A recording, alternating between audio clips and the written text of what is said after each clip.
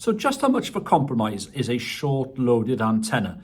Now, lots of people use these adjustable loading coils. I do when I'm parked up mobile on the car, but you can use them, of course, with a tripod. You can use them with the ground spike. And the ones that are quite popular are the Slidewinder. You've got the adjustable collar on that one. You've got the Mad Dog coil, which I use, the Wolf River coil. There's probably others as an MFJ one, I think. And others, people homebrew them as well.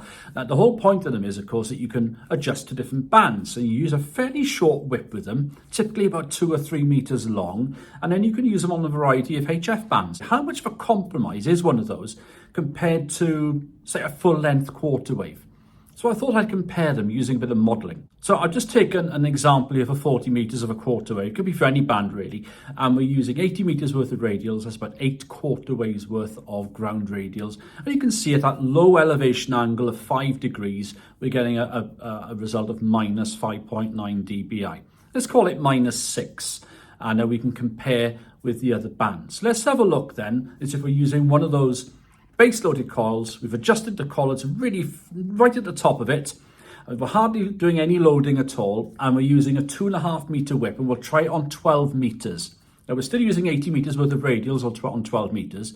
As we can see here, we're basically in black, we've got the 12 meter plot. In red, we've got the full version quarter wave for 12 meters, say. And we're about a 1.5 dBi down. So effectively, we are basically the same as a quarter wave in the real world.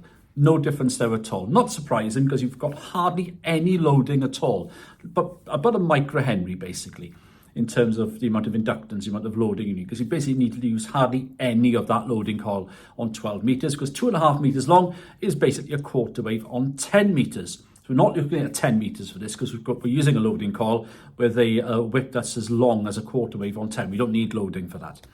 Let's have a look at 15 meters. Now on 15, we're using a bit more of the coil for inductance.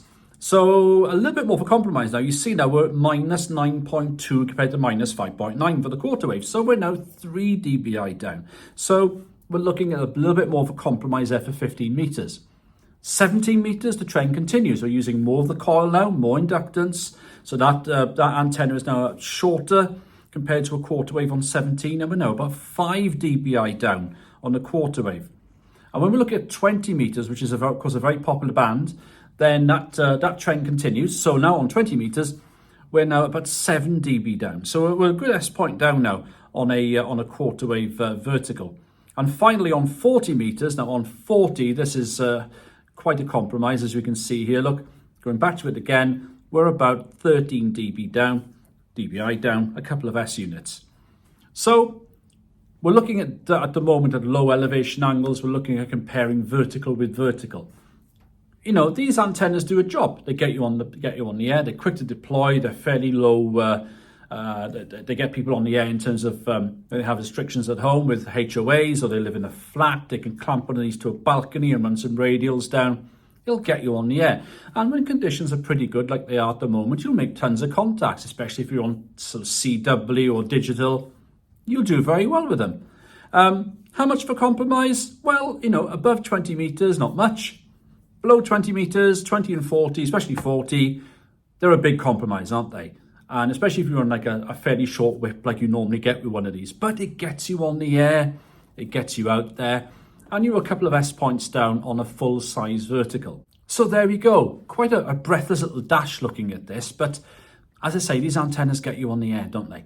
Anyway, there's another video coming up over there somewhere, and you can subscribe by clicking there. Thanks for watching, and we'll catch you soon on another one. Take care. Bye-bye.